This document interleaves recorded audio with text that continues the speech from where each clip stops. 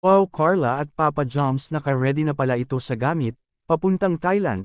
Totoo kaya? Yan, malalaman na natin yan mamaya.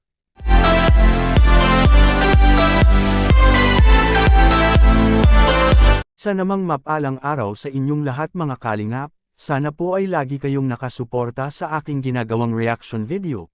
At kung nagustuhan po natin ang ganitong kwento, huwag po nating kalimutang mag-subscribe sa maliit na channel na ito, at paunawa ating tapusin ang kabuohang nilalaman nito. Siyempre huwag din nating kalimutang suportahan ang ama ng kalingap na si Val Santos Matubang at Kalingap Rab.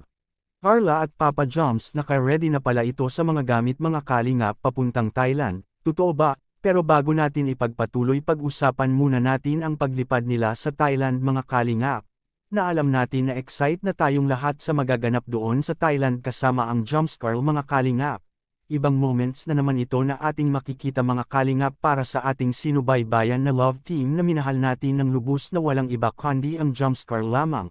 Na kahit may mga pagsubok man silang pinagdaan sa isa't isa tulad ng hindi magkaintindihan minsan na ating nakikita o kaya nababash sila sa ibang tao, pero kahit ganun ay hindi iyon naging hadlang para sumoko na sila sa kanilang mga nasimulan mga kalingap.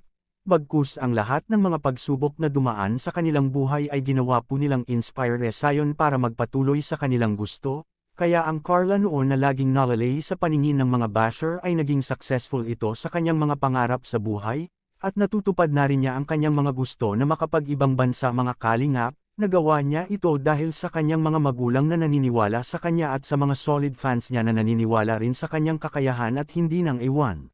Sa kabilang dapo naman, Carla at Papa Joms, naka-ready na nga ba sa kanilang mga gamit na dadalhin papuntang Thailand? Well, yes po mga kalingap, naka-ready na po ang lahat ng mga gamit ni Carla at Papa Joms na nakamalita na ito. Kung netindaan pa natin yung sinuyo ni Papa Joms si Carla para pasayahin ito, ay nagdadala ito ng mga malita mga kalingap. Para kung pupunta man sila sa ibang bansa ay may malalagyan na ito sa kanilang mga gamit. Iba din pala si Papa Joms kung mag-isip ito ay naka-advance na kasi yung malita ay magagamit na po nila ngayon papuntang Thailand. Ang swerte talaga ni Carla kay Papa Joms mga kalingap, wala na talagang hahanapin pang iba ito sapagkat na kay Papa Joms na ang lahat na palaging hinahanap sa isang babae. Kaya siguro na itinadhana talaga si Carla at Papa Joms sa isa't isa nito.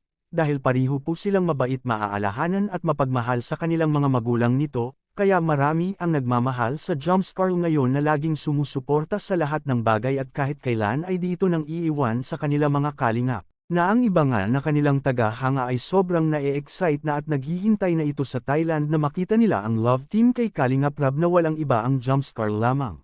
Kayo mga kalingap, anong masasabi nyo kay Carla at Papa Joms ngayon na nakahanda na pala ito sa kanilang mga damit papuntang Thailand na sobrang na-excite na ito? Please comment and God bless us all.